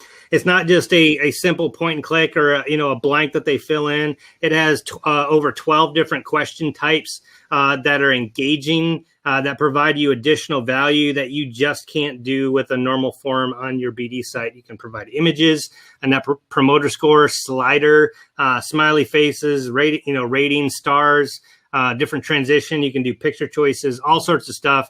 You can even drag and drop order of precedence. So if you give them, for example, I've done this for mine, where you list the 10 different post types that you're thinking about turning on for your directory. You can give them a slide in order slider where they can drag and drop all the posts into their most desired 1 through 10 post types, so you can kind of gauge your audience of what you actually want to turn on for your directory. So very powerful question types and more engaging than normal. So one of the items that it has in there too is kind of these Likert scale satisfaction ratings, where they're just kind of star clicks, and you can rate, the quality, the value for money, reliability, your professionalism, performance, overall experience, that kind of stuff. And it just provides very easy, user-friendly, and exciting, fields to be able to fill in a lot better than just a number or a pick from a drop-down menu. It also allows you to do net promoter scores. So the software basically kind of, if you're giving them a Likert scale of a 0 to 10, you can actually tell whether they're a promoter. If they give you a 9 out of 10 out of satisfaction, or a detractor like 6 or below, and then the neutral passive people for your directory. So, for example, it also has contingency values. So if they're a promoter and they give you a 9 or a 10, you can ask them different questions than somebody who gives you a detractor. Because maybe for a promoter, you want to know why they think so highly of you, or thank them and do a different questions. Maybe a detractor, you have different questions trying to figure out what went wrong, or if there's anything that you can do to get them back up into the passive or promoter category by asking some different questions. Just basically logic-based questioning that you're just not able to do with a traditional form. And so this is what I'm talking about here, of conditional questions, where every question can have a condition depending on how you answer a previous question, will narrow the path down and make it unique. And so it can also make let's say a 20 question survey may only be a 5 question survey, because everybody, based on how they answer the first question, is going to get a different set of 5 questions out of that 20 that they are getting, just based on how happy they are or how they answered to some of the early questions. So very powerful, and something that can really start to segment your users and the data. It also, I think I already talked to Lisa about this one. It can provide, a QR code, so you can add it on printed material. So somebody, and I think you can actually hover your phone over that right on the screen. I think it should work. You could just scan that with your phone, and it'll go straight to the survey. And the other thing you can do, you can actually embed embed the form in the lower right-hand side of your BD directory, and so that worked with my phone. If anybody else wants to try it, but that you can actually implant that widget right into your form, or embed the form right into your directory, and not have them leave your website, but still have the added capability. And I may have renamed the form, so I apologize. Looks like that QR code went to a different one. I'll have to fix that. But it does work on there. And obviously, if you're printing out high resolution, it would definitely work for the right form. So the next thing you want to do is get more responses, right? You want to be able to get that user data a little bit faster and a little bit more useful than you were before. So I kind of showed you the pictures of the stars. You can create highly interactive forums and, create that digital experience with just a few minutes and get those questions answered just a little bit faster, right? It keeps it engaged. They see a picture. Obviously, there's words that are involved with that, but hey, what worked best for your project? They can click on the answer for that and just be a little bit more engaged, keeps them involved with the form. The other thing you can do is it actually records the information as they type it or go to the next form. So how many times, we kind of talked about this earlier, how many times do people maybe fill out the form but don't hit the submit button? With Feedier, you can actually record those answers. And so if they only finish 2 out of the 10 questions, at least maybe you got a couple of the indicator questions at the very beginning, your most important questions, they maybe have answered those questions. So you notice on the example here on 12/14/2019, that X there, they didn't fill out the whole survey, but it recorded some of the answers that they gave them. So you're not losing that data. You can still get a better distribution of answers because you have more partial answers that the forms actually capture. The other piece is it allows multi-step forms, so you don't have that big laundry list on one thing. It doesn't look like a daunting task. They just do one at a time, and everybody knows if you do one piece at a time, pretty soon the entire series of questions are done, but it doesn't seem as daunting of a task. And then it also has progress indicators. You notice up at the top there, or the page 1 of 4. It kind of gives everybody to know that this is not a never-ending form, that they're part of the way through or almost done with it. Kind of just encourages them to continue and to finish off the survey so you get all of that data. And then the other big thing that Feedier does, and the big thing that gets you those survey answers, is the incentives manager. And basically what that allows you to do is to build those complete reward programs and give you full control over the probability and limit on whether they get those things. So you can actually entice people to fill out the survey, but only have one big item. Maybe one person wins it, and they get an equal percentage share, or maybe 50% of the people get the discount coupon, the big one, and then everybody gets the smaller discount coupon. You can kind of do it per incentive and edit those. So it can be loyalty points, a coupon, or an actual file for the system. So if you guys fill out the survey for me today, I appreciate it. You're actually going to get 3 things. You're going to get the download slides from today. You're going to get a discount code off from the actual Feedier for the website. And then you're also going to get a link to the replay of the webinar video. So you can add multiple incentives for different people and kind of stack on them so you can get some additional answers for your survey. And the last thing you can do is you can empower your data. You can give calls to action on those, so you can add them to a mailing list. You can send them to an external link action. So if you want them to give that Google review, or to go to your Facebook page, or if you want them to do certain actions like post to your Facebook, you can allow those calls to action to open up for various satisfactory ratings. So maybe everybody gets a link to your Facebook page, but only 5 out of 5 stars will ask you to post to your Facebook feed for you. So a lot of calls to action options depending on how the survey is filled out. And then here's just an example on here where you can ask them to sign up for a mailing list. And then because they rated you 5 out of 5, you could basically tell them to click to rank you on Envato. For example, you could do Yelp, Facebook, change that however you want. And then you can also collaborate and take action on the data. So not only do you get more of the data, you can also do more with the data. So it kind of gives you a real satisfaction ratio. That you can kind of give an overall satisfaction ratio based on those star ratings you had throughout the survey, and kind of see trend lines on whether you're doing better or worse with your different client sets. And obviously you can set up different forms for different client segment groups and see maybe how you're doing satisfaction wise for various groups. And so it allows you to kind of have a dashboard view of see your overall net promoter score, how many people are general feeling, like 83% of people are just kind of like, marginally happy. Only 16% are really happy, but nobody's really upset. So it kind of gives you by form, and you can filter out anything you want of time, location, for people that net promoter score of a certain length, what those people said, vice other people, all filterable insights based on the feedback that you guys get. And then I think always a big hit nowadays is Zapier integration. It also allows you to integrate with Zapier, so you can export any of that data to any of the number of thousands of services that you have or use. And so it's not static data in the Feedier form. You can also actually, provide it to other services. So that's it. I can do a live demo for any questions at the end. I want to open it up again for any other topics that you guys want to discuss, but that's the survey location, and you guys can open that up. And again, if you can do it after the webinar here for some feedback, I'd appreciate it. So I have some questions. Sure.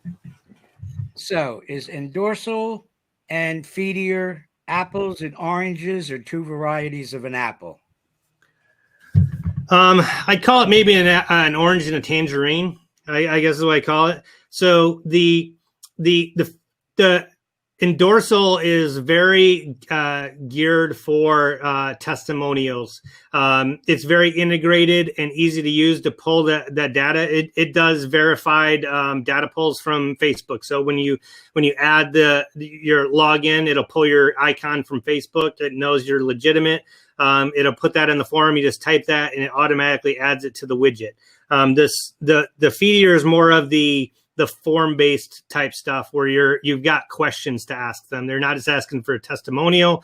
You're asking for just a bunch of questions and providing them some incentive for answering some marketing data, I guess, for you, as opposed to just a testimonial for a happy customer. Now, it can kind of do that. You can do some of the similar things, but it's more of a data pull for a widget of getting information, as opposed to the widget of posting nicely formatted reviews and getting the Google data for the rankings for your website. Okay, now, I know this is being offered for a directory owner to survey his members. Can this be passed on to the members surveying their customers? Yeah, it's not set up like that to have a client-based thing. Now you could have the clients sign up and use it for their site, but you can't sign up for that form and then have like an unlimited number of those. These are more for the directory owners to get feedback for their client base. But it's just like any other business, though. If your client has a business that wants that for that price as well, it's just a service. We can provide that for them as well. So.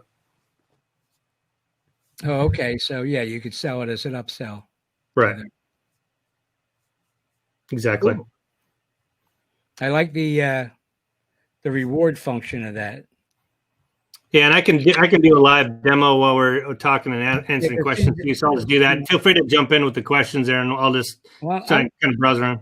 I'm trying to find a solution to my onboarding problem, where, remember I said to you about I want to keep things as simple as possible. So I'm wondering if I should just scrap this idea and just tell people, hey, if you complete all your profile information, I'm going to give you a reward, and see how that goes. What do you think? You could, but again, that wouldn't be tied into your BD database. But you could do a forum segment for all those and just do it yourself if that's what you're saying. But when I sign somebody up, just send them an email saying, look, if you complete your form, I'm going to give you this. If you complete your profile. So one thing I didn't talk about, which is really cool with this, it also has templates. So I'm just going to show you how fast it is to do a form. I'm just going to say new form. And I did the webinar feedback, right? But I'm going to use a template. And you guys can let me know which one you want. You could do customer satisfaction. Or let's go to all of them here so you can kind of see guest feedback, a product innovation. There's restaurants. So they have a bunch of templates in here, and it's literally just a digital app. So let's say, let's do customer satisfaction, right? I'm just going to select that template. I'm going to type in and say customer satisfaction. And then I'm going to save it. Name is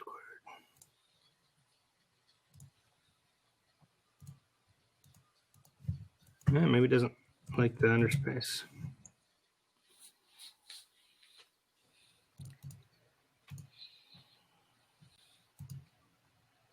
Of course, this goes wrong on the webinar, right? Standard. Let me see. Select. You never go wrong with test. Name is required. Although maybe you can. I don't know why it's doing that. Why is it going back? There we go. So I just made the customer satisfaction one there. Now I didn't do anything. Here's a live preview. It kind of already has this template in here. So it has the live preview over here, and then it has the questions already in there. So it's asking me about quality, value for money, and reliability. It already has some baseline questions in there for a feedback survey. How long have you been our customer? How likely to purchase? So all this stuff is built in. And then all you have to do is fill in some of the rewards or actions, but it's already built. You can obviously customize the background, change the logo, change the questions, but it kind of already has a baseline template. So you don't want to start from scratch. So, you can again, buy question, edit those. You can do a conditions. You can deactivate particular questions. Let's say I'm new. I don't have any customers. So I just want to deactivate that one. That's not really a legitimate question for me right now. And then that'll deactivate that question for the form. And then you can just go ahead and change each of those on the fly, but it kind of has that already preset for you. And we can go through all the different settings, rewards, and kind of show you how to do that. So it says they detected a condition. So by doing that, that means the other question won't appear, and says, and how likely are you to purchase from us again? So that makes sense. It already knows that condition one. And so when I deactivate that, it's actually deactivating two questions, because we kind of talked about that, about the, see how this, it has the caution. So that one's deactivated. It's not going to show you that question as well.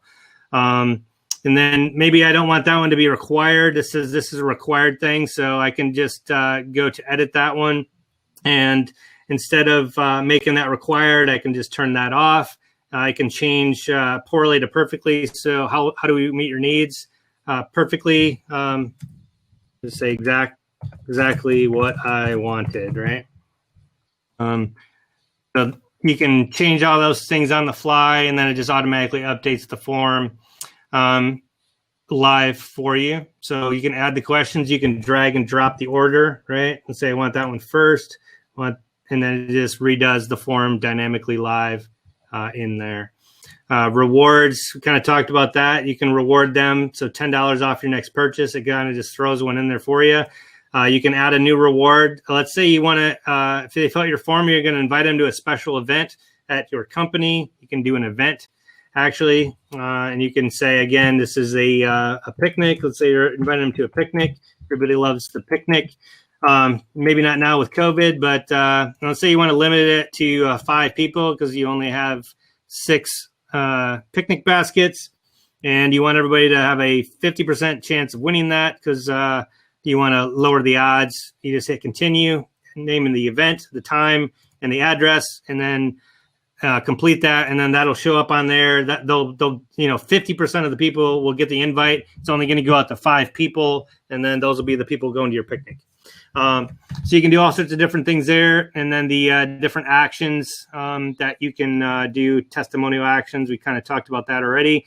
You can do a social action where you say, hey, if they gave me at least a 60% rating on the satisfaction, I want them to join my Facebook group. So you just put your Facebook group in there, hit complete, and then they'll be given, if they're happy with you, you want them to join your Facebook group, and then they'll be able to click that at the end. So those are actions, rewards, questions, and satisfaction, and also be able to white label with this level as well. So you can change the form color, change the logo. You can also do advanced stuff. You can actually white label the thing so it doesn't have feed your stuff. It's just for you. You can do different languages. It's multilingual, so you can actually let them pick the language, or you can actually pick a Spanish if you want. It's a Spanish site. You can actually have the survey one click show up as Spanish. You can do different email templates for your email and send out different campaigns and thank you emails, kind of like BD does. And then you can also do different advanced stuff like a tag manager. You can email the rewards distribution as well, or just do a web page. and then you can do custom. Figure out where that's at here on the attributes. I think you can do your the actual CNAME or subdirectory that like we talked about before. Ryan, where are the emails sent through? It is sent through. It's included in the system, so it just gets sent out as so in here as the link. Let me see, advanced. I think is where it's at. Custom sender name, that would be like mine's like directorytoolkit.com or directory toolkit, and then custom sender email support at directory toolkit. You change your own email in there, and then it sends it out from you, and it's built into the system. It just automatically sends all your campaigns through the software. Built into Feedier. It's built into the system. Yep, it's automatic. Okay. And Ryan, how do you integrate that into BD then? Is that just a code or? Yeah, so let me go back to the code. So now you have all of your forms on the front here. All you have to do is share it, and you can get your QR code. You can get a score widget. You can actually do a testimonial widget, kind of like what Frank was saying there, but it's just a little bit different than the other one. Or you can actually just embed the widget. So when you click the embed widget there, you have multiple codes. So you can do a widget where it's just inside the actual website. You can do a Zapier integration, so it actually plugs in and does something that integration you want. You can embed it inside of a specific part of your BD site instead of just a iframe source, instead of just a page. You can embed the QR code or the score widget, and so there's a bunch of different widgets. You literally just copy and paste that code into a widget code on your BD site. Nice. And what does the QR code? How does that work again? I don't understand. So you guys can see that. Just scan that with your phone. Just go up and put your camera up on there. All right. And that'll actually go to that customer feedback survey I just made. Does that work for everybody else as well? I don't know how quality of the feed is over the internet. I'm not getting any. So it works just like BD's code, right? Yeah. Where you hover over it and it loads the survey right to your phone. All right, cool.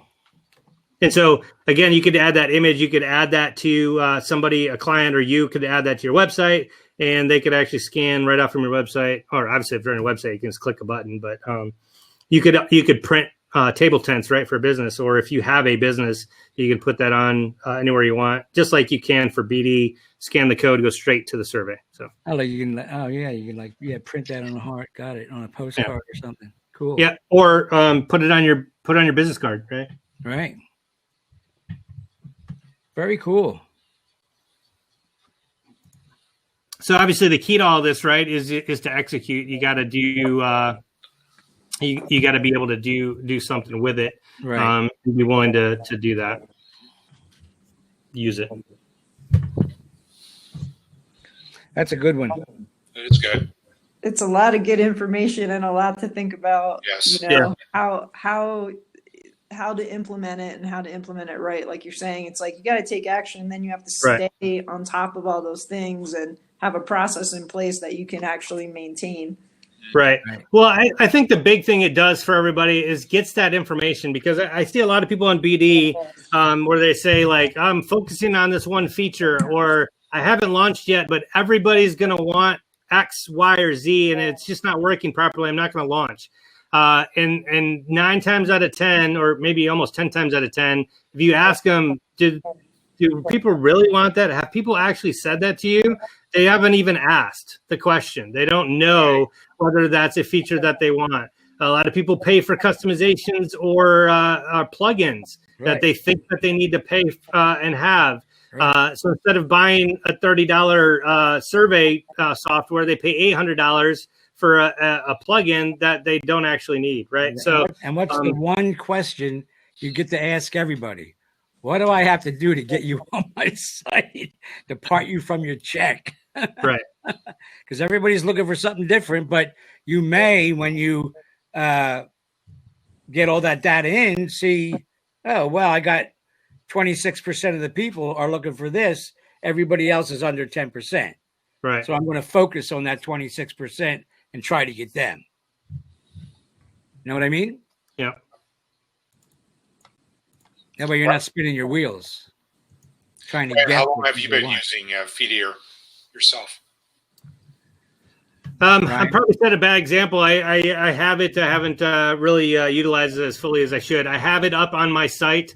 I haven't used it for Director Toolkit yet. I used it initially for my Hudsonville site to fill out different survey sections. I had 2 on there. I had business and I had for just the clients.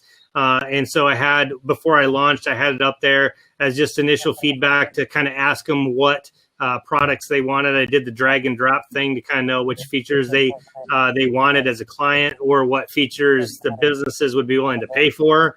Do they want videos? Do they want to be able to add coupons? And it was valuable, I guess, to know that people, and I kind of guessed right. People wanted the ability to get deals and or provide events. Events and deals were the 2 things that kind of floated to the top. And so those are the ones I focused on for the initial launch, and the ones I'm kind of focusing on right now. So, is there a way to get that to pop up the minute somebody lands on your site? There is. Let me go back into that. Just kind of show you the demo here real quick. I think it has that in there. Because that's really important. Yeah. So on the, let me go back to I think it'll have a live preview here of the widget. Let me go to the feedback here. So it has a duplicate thing too, so you can just duplicate it. Let me go to that widget. I think there's a demo here. Preview. So see that it just popped up. So you can have it off in the corner, and it basically pops up like that your feedback matters. There's a 100% chance to win the webinar PDF slide deck. The average completion time is 2 minutes, and we guarantee you a good experience. Let's go. Excellent. And so as soon as they click on that, it'll open up to the survey. Yeah, I think it makes that makes it a must-have. Yeah. Got to have that. Yeah.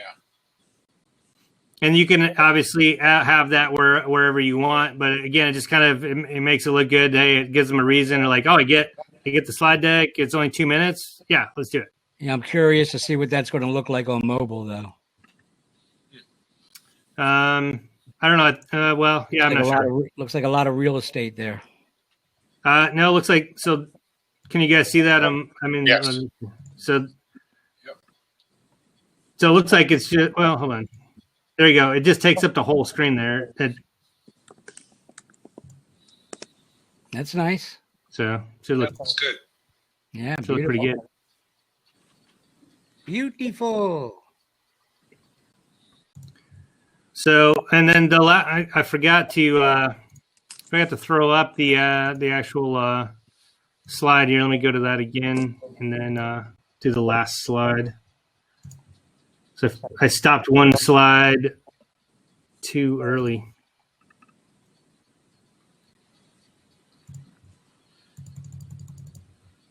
See if I can hit 37. There we go. All right. So again, that's the link to the form for everybody. If you guys want to go see, look at it, or if you do want to purchase, just go to the directorytoolkit.com /Feedier. It's also available in the product set there. I have just for a 4 user, so you can have multiple people. Like if you have other people working it, 5 forms and only 10,000 of the lifetime responses there. They are charging $120 per month. You can go check it out at the website. That's legit pricing, just because it does so much stuff. Again, $30 a month before the discount. After you fill in my survey right here, $30 a month. That is unlimited responses, 8 users for you guys, and then 10 forms with all the white labeling and all the other stuff that we just talked about. So it is a really good deal. I kind of do bulk purchasing for that, and I'm going to sell it. We get you guys benefit from that and get a really good deal on a reduced amount. So go ahead and take a look at that if you want. I appreciate that. But at the very least, please fill out the form. Give me some feedback on this for today's webinar. I appreciate it.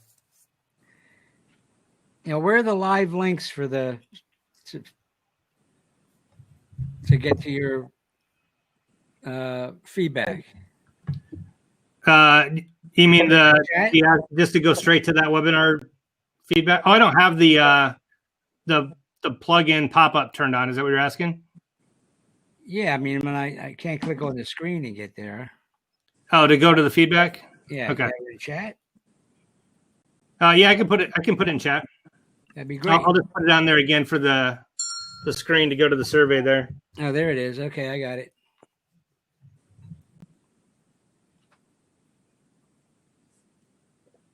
And I'll leave that up for 30 seconds. Again, everybody can click on it if they want to do the survey, and then I'll put it in the chat as well.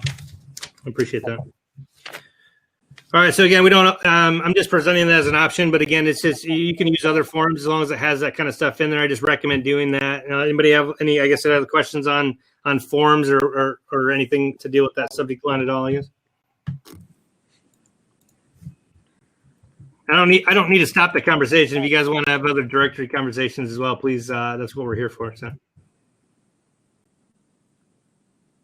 It's amazing that I've heard you and Frank talk about this before. You guys just became like resellers for some of these different softwares that can help build out the directories, and then that way you guys can have bulk pricing and offer it better to the members than if we went out and got it ourselves.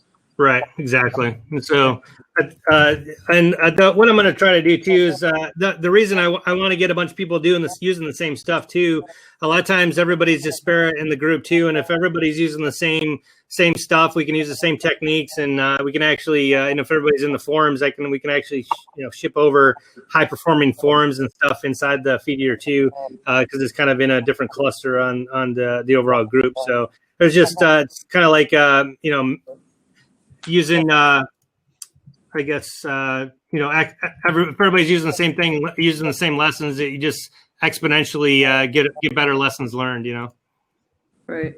And like you said, I guess get cheaper use as well. So I added the link to the actual software. Ryan's and my stuff are quite different from one another, actually. Okay. Ryan's a little bit more technically oriented and what he offers, and although some of his stuff is, like even this could be considered a marketing tool, my stuff is mainly marketing. Okay. Cool. Did that link pull up everybody for the survey? I just want to make sure it's working before Yeah. Okay. So you guys can kind of get a feel for what it looks like, but. All right, so now you're sending me more stuff by email. What is this now? When does this end? Did people have other questions? Because I have a couple, but I don't want to ask more if it pertains to something a little bit different on here than what we were just talking about. But I don't want to jump in again if other people. I'm done. Like Mark, you didn't answer. Okay. So one thing. I was thinking about doing on my pricing page, and I don't know. I mean, everybody's kind of talked about this on the Facebook page. It's like you have a free listing, and all you do is get, a variety of spam, and it's like I can set it to hold and get a notification, and then look at it and just delete them. But right. I was thinking about forgetting about the not having a free listing. Just basically doing like a $20 basic listing, and then my intermediate's $99. This is for a year, $99 for a year, and $149 premium. Just until we start building out, we may raise it later, but our niche is very. It's all about conscious living. A lot of single practitioners. They don't have a huge budget, and then. What I was thinking, because I do have claim listings and I was going to start using those. And this is what I wondered if anybody knew, specifically maybe you, Ryan, if I did that, then on like the claim listing, can I send them to a specific checkout page in which like I can add a image on there that says, upgrade now and here's your code, so that they get a special code. Yes, you can. So let me just share my screen real quick. So what you're basically saying, if you go into the membership plan types in the claim listing, if you always set up a claim listing group. So I have one right here, claim listing. When you go into the edit there's a checkout page, and let me go into pricing. See, it says claim listing web link. Instead of just, it kind of defaults to the join page. If you want to go to the specific checkout page, then just type in checkout 5, right? Or whatever that page is. And then when they click that colored claim listing now, it's going to go to that specific checkout page for that particular membership group. And then it's going to be that checkout page. So you just want to customize that checkout page to add whatever you just said there. Yeah, I mean, if I make it $20 for the basic, and then I just pick and choose a few people that I specifically went on there in a category, or maybe they're like influencers in their community. If I do the claim listing, like they're going to be like, well, I already have a listing. Why do I want to join for $20 on the basic? You know, so I was thinking if I send them instead of to the join page directly to the checkout, I can. Oh, well, then don't do that. You're talking claims. So you could either do two things. If you want to have a special claim category, you'd have to clone that claim listing. Let's use this as an example. Let's say this was the cloned one, where I have like my 6 special people in this claim group. Everybody else is in a different claim group. But Okay. those 6 people are in there, and then you send them to a specific checkout plan that is only for them, like the special claim member upgrade plan. And then that page I just showed you where it'd say checkout, let's say it was this one, it'd go to checkout 5, and then that's their special pricing or special member benefit, whatever version. And only these guys are going to be able to go to that when they click and try to claim their business. The other way to do that is to just make a membership plan in here that's not linked on the page anywhere. Let's say this was the latest one, a supporter membership. This is the checkout 8. And so then you just email those people directly and go, well, here's the link to your checkout. That's your special plan. Just click here to upgrade. And then it's not on your site anywhere, but they have that special link that you emailed them that they can then use to upgrade either into that special membership or special pricing. Okay, are all of you guys using still free memberships, or are people kind of having this experience and considering moving away from them? I'm still doing free just for the COVID stuff. I think I'm gonna as soon as it gets busier, I'm going to probably take it away. One of the ways that you can do that for a nominal charge is just charge a setup fee, and you can literally, I think Jason said this on a webinar before, charge $1. Like, hey, it's $1 setup fee. Give me a break, throw me a bone, give me $1. We're just doing this to avoid spam. Pay $1 per setup fee, and you're in for life, just for your general user account. That's one way to do it. Frank or Mark, if you guys want to say what you guys are doing, but yeah, I have traditionally never sold listings and only used. The only way I would monetize the site at the first level would be to sell advertisements, and then I would use the directory and getting people to. I would call them about the directory to get my foot in the door to actually sell them other things, videos, email marketing campaigns, whatever it might be.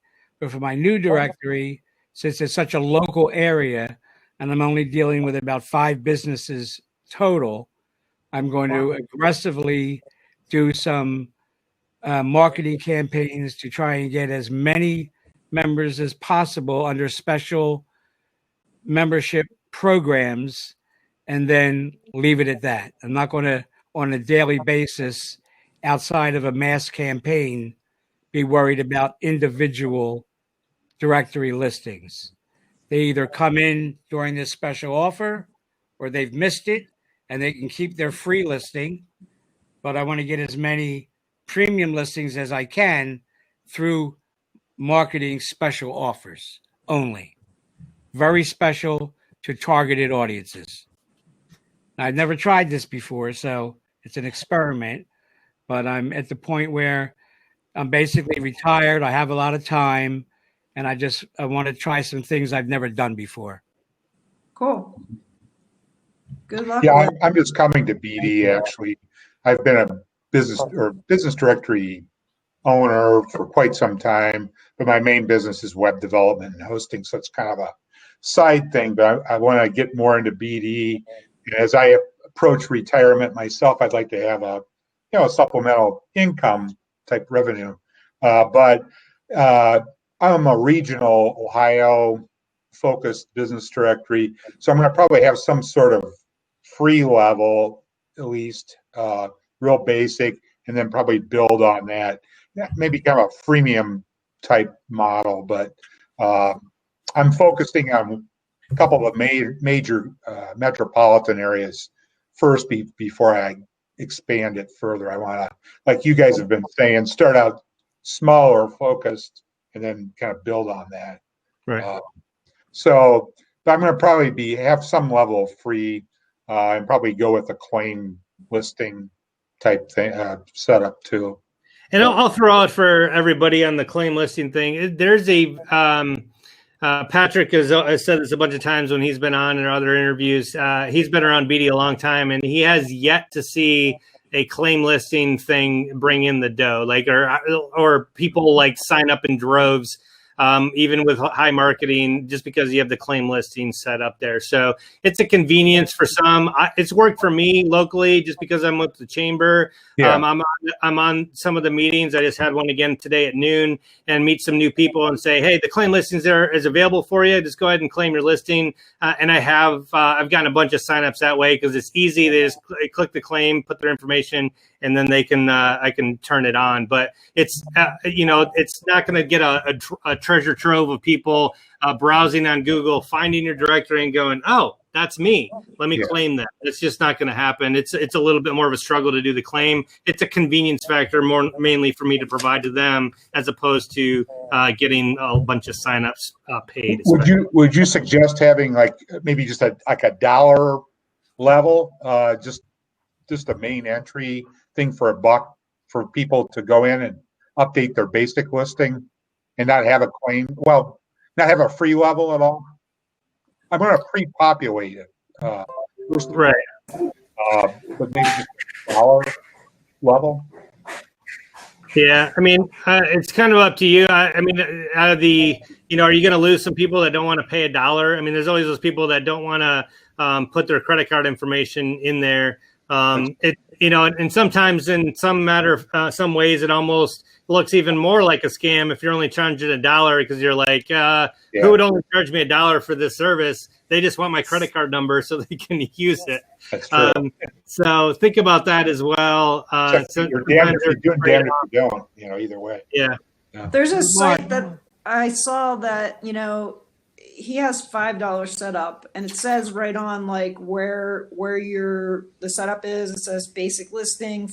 We charge a $5 setup fee to make sure that the listing is legitimate. So that gives somebody an idea. And I was thinking about doing $5 or $10, but then I thought, or the other way around was where they don't have a charge, and there's just like a warning on there like, we aggressively monitor our stuff. If you're a spam thing, you will be immediately deleted. Don't even waste your time. This is it's actively managed directory. You will be deleted, and your IP will be blocked. And that's the warning on there. It's not saying we're charging you money. It's just saying don't even waste your time. This is an active site. We're gonna delete it. So that's another option. Right. Mark. Yeah. Yes. Just so you know, if you want to populate your site with up-to-date listings, yes, I work with 5 list brokers, and I can get you quality list in between what I pay and what you would pay for retail. Okay. So that if you want to populate your site, that's the best and easiest way to do it. Okay. Yeah, so let me go over that again as well. So Frank's put a lot of his products on there. Again, if you guys have any other stuff that's valuable for directories, if anybody's watching this that has something available that all directory owners could avail themselves of that you provide, that would help somebody out, you can go ahead and put your products on Directory Toolkit as well and provide those services to the rest of the BD community. So what he's talking about here are... Click on view all here because there's more than 8. Mailing lists. Is this it, Frank? Says screen loading. I don't see anything. Screen loading. Yeah, it's taking a little bit of time.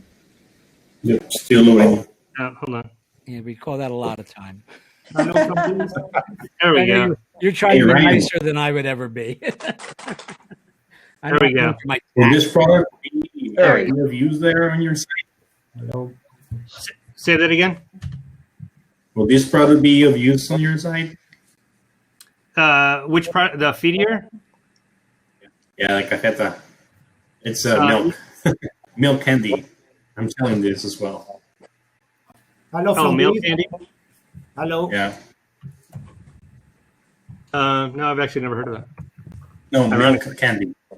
Yeah, that's what. No. It's Ryan. once you Hello. change to the video, I'll show it to you, my friend. No. Go back. Oh, okay. All right. I don't know if you can screen share on this one. I haven't tried that one out. I don't think. No, I haven't seen. I don't have you as a presenter, but what's the what? Can you put it in the chat? Yeah, no. I'll show it to you once you get back, and let's just show that. That way everyone can see me. You can show mine, Ryan, but remember, I'm taking 1 or 2 of those off. What is that? Okay, it looks like pasta sauce or chili sauce. What is that? Milk candy, something like that. But this is milk candy. Milk candy. I'm doing some business. I'm moving all this stuff from Mexico. Oh, is that like Nutella or kind of stuff? Or? Something like that. Yeah. This is the type of food you can see there. Yeah. Oh yeah. Yeah, it's really sweet. So you're an importer exporter then? I'm starting the business, as a matter of fact. I'm doing a lot of things at the same time, so, and also doing this cross-border stuff. Yeah. Yeah, well, I know it probably pays to have maybe a web presence for that all those products or whatever, because sometimes, especially with Amazon being more prominent, if you have some sort of subscribe and save kind of setup there where they get a product that they love and just comes to their doorstep every month, I think that'll pay off huge dividends in the coming years. So. Yeah, that's the Ryan, plan. if you don't How mind do you- going through my stuff one time, I'd appreciate it because I could just. Yes. Sorry about that, Frank. Hello from Greece. How are you? Hello. Hi. Hey, Glenn, how you doing? Frank, can you stay 1 minute just to ask you something about Sure. the claim listing? Okay, I'm still on development mode, but my idea about the claims is like this. I put in alone the claims, very, very rich, featured. And so in any case, when my site will be launched, I will have the profiles really complete. Ryan also knows how it looks, my site. And if someone wants to claim the listing, he needs to pay a lifetime plan, let's say, for a life, 100 euros. Okay. If he don't want, then for me it's the same, because if I had a free claim listing, and then wait this guy to claim the listing and then put all the information is waste of time for me. So what I'm doing in advance, I have all my claim listings really, really rich featured. And then is a choice for the people or have one-time payment and that's it. And they can post only one time.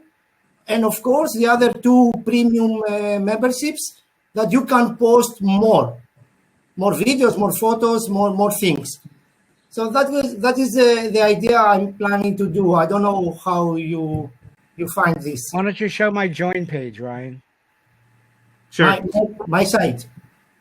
And we're going to show you how I've done it. I'm basically doing what you're talking about. So let me show you. Okay.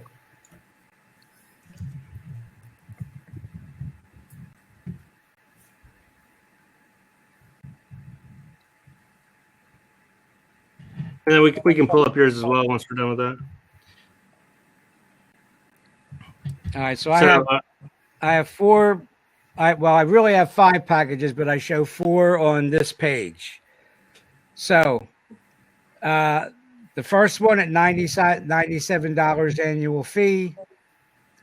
You'll notice when you get down to the coupons, the events, the articles, the photo albums, they all progress as you go through the different memberships. But the main one I'm working on now is the member. Scroll up to the top, Ryan, please. The gold member lifetime special. So when I do my launch, I'm mailing this out to the 500 members of my local Chamber of Commerce and telling them that I charge $197 a year for this plan. But if they pay $97 one time, they get this plan for life. Mm-hmm.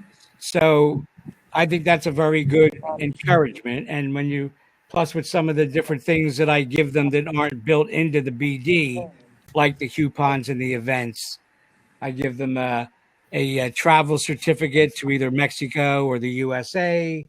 I give them a free chatbot or 50% off a chatbot. It's free in the platinum level. And then if you scroll way down to the bottom, scroll down to the bottom, please, Ryan. You'll see down here, no thanks. I only want a limited exposure, free basic business listing. So if somebody wants that, that's all they want. That's great. I don't care. But, and the other thing with this lifetime plan is all the money that I raise from this particular marketing effort goes to something called the Wonderland Farm Animal Sanctuary, which is a no-kill animal sanctuary that I run. Awesome. So besides them getting the lifetime access for $97, they get to see that their money is going to a nonprofit group that almost anyone would want to support. Oh, that's cool. That's awesome, Frank. Yeah, so I really encourages people for $97 to take the plunge. Sure. Yeah, but my question is, because we are in totally different experience level, of course, Frank. What about the claim listings? In which level they have to be as a profile when I visit the site? Ryan would have to tell you that. Which ones? Ryan can explain that to you. Okay. Okay, what's the question there? Sorry. The question is, I make a mistake that I'm putting claim listings and their profile is really rich or not? Well, so here's the issue you got to address or be aware of. If the feature is already feature rich and it's already live, why would I pay $100 or Kronos or whatever you're using there to make the site live or take ownership of it if it's already feature rich and you're doing it for me for free? Yeah. So you answer that question for yourself.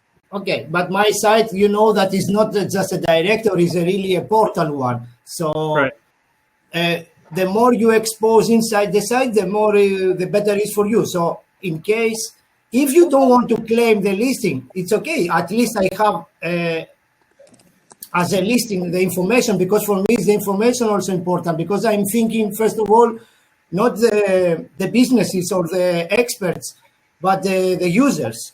So I'm 70% the user experience and 30%. Right. Well, so, I mean, you got to answer the question on your page here. So just by looking at this, it looks like an image is broken here. You have to fix. But if I'm looking at this right now, if these are already listed and they're as claim, I'm already tier 3 because paid everybody's above me. It's already in a category. You probably already have my phone number or website on your thing. So I'm going to pay $100 one time to receive reviews. I'll pass. You know. Well, I'm just going off from your join page. You gotta sell what they're getting in advance on your pricing page. It's got to be here. You have to be able to say gain access to post events, post your jobs for local yachters or whatever you want to do. But that's got to be here or in context here to say why are they signing up? Kind of like Frank's did.